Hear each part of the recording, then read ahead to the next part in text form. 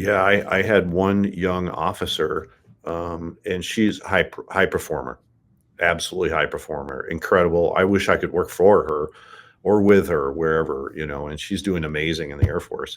But when she worked for me, she was a very young lieutenant. And there were some situations, very intense situations, where in the ICBM nuclear forces, it would be very intense. And I was like, I can never tell, like, does she just hate my guts here? Like, as long as she respects me, that's all I care about here, respect. And later on, when she got more rank, I saw her at a meeting, a conference we had down in, I think we were in Texas or something. And I just straight out asked her, I was like, hey, I wasn't sure how this. She goes, oh no. She goes, and we were talking about a certain situation. That's the day you had me. And I was like, oh my gosh. I was like, I wish I knew that. Like, so you never know Wow. how you're going to get taken. But for me as a leader, if you're speaking from the heart, if you're speaking what you value most, if you're sticking to your values, you can't be wrong. I just I feel that's the way, because a lot of people tell me, well, what if I say the wrong thing or do the wrong thing? And I understand, but that's the best you can do. Live by your values and speak from your heart, and don't make something up or try not to be somebody you aren't. Like if that's not you, don't be that. Be yourself and stick to your values. Totally. And people focusing on and becoming preoccupied with this notion that all of the verbal and behavioral manifestations of values are always going to be, you know, congruent. It's not how it works, right? And like when we act in ways that display our values over time, people trust in where those behaviors and words are coming from in the future. Yeah, and we're talking about drinking the Kool-Aid, and I hate to cite Simon Sinek all the time. And I've met him a couple times. He spoke at Oh, Air War wow. College. Very good speaker, obviously. I mean, he puts out a lot of content. I do appreciate. I mean, leaders eat last. I that type of approach as a leader, when you put your people's needs in front of yours, and I don't mean like, okay, well, Tuesday 10 a.m. I'm feeling pretty good. I think I'll do a little sacrifice here. Or Wednesday afternoon, I'll stay late and do this. This is like an all the time type thing. And even he says he cites the military, which I'm very humbled that he would cite the military as part of this, Yeah. for good reasons. And you probably knows what I'm talking about. Like, a good leader, their people always know that their needs are going to come before the leaders. So when she or he says, hey, Jake, I need you on this on Saturday morning at 3 a.m., like there's no question. You're like, okay, she must be asking me for something because she needs it. I'm not Yeah. questioning what she's asking, because I know she wouldn't ask this if she didn't need it. And, Yes. and I think and I honestly, if I could tell one more story, I look, Yeah, that's what we're here for. so I used, before I came in the Air Force, very young. I was like 20 years. I didn't come in the Air Force till I was 22.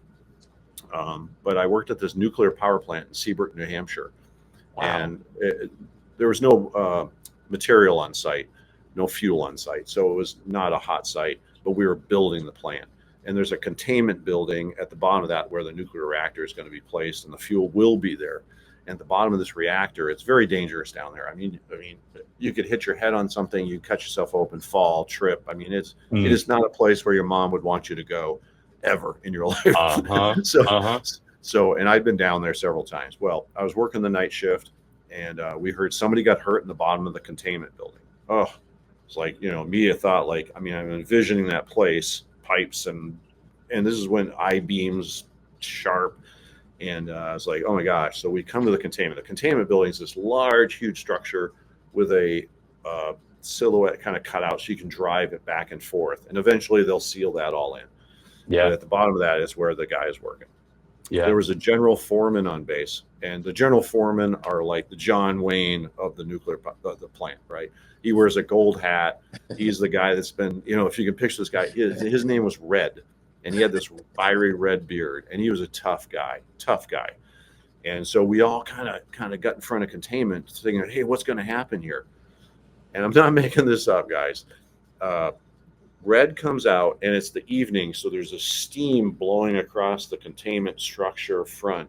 and out through the steam and the entry comes Red with this guy over his shoulder. Oh, We are in awe, and just kind of like in that, like in Top Gun, that when Tom Cruise lands on the deck and everybody's, that's the picture where the EMT medical shows up. He lays the guy down, and it's like amazing. That guy never bought another drink at that plant, I'm pretty sure. But the message there is, it wasn't because he rescued that one guy or because Red would do those type of heroic type things. And I don't know how he did it. I honestly don't know how he did it, because it was very dangerous in there at the beginning. But we all recognize that if that was us, he would come to us no matter what. Like, it didn't matter his safety. It didn't matter. He would not hold back. He would go in there. And I was just like, man, that guy, he's amazing. And that is just what Cynic is talking about, is leaders eat last. He put his folks' needs before his. And that just made a very early impression on me, even as a civilian at 20 years old. And I was like, man, that's the leader I need to be like. Like, I need to make sure that my team is there. And that's kind of how I always saw it as in the military. So if somebody got hurt, you go to the hospital. Somebody's having a baby, you go see the baby. If you if somebody needs something at their house, you go help them shovel their driveway. There was nights when my wife Kim and I went, and she changed diapers, I washed dishes. It's like, you just go there. You don't question it. You don't ask for thanks. You just go there and do that because it's the right thing to do. It's not because you're trying to make yourself look good. And Jake, just what you were saying is, eventually people just see that, and they just are like that. So I think that's pretty amazing.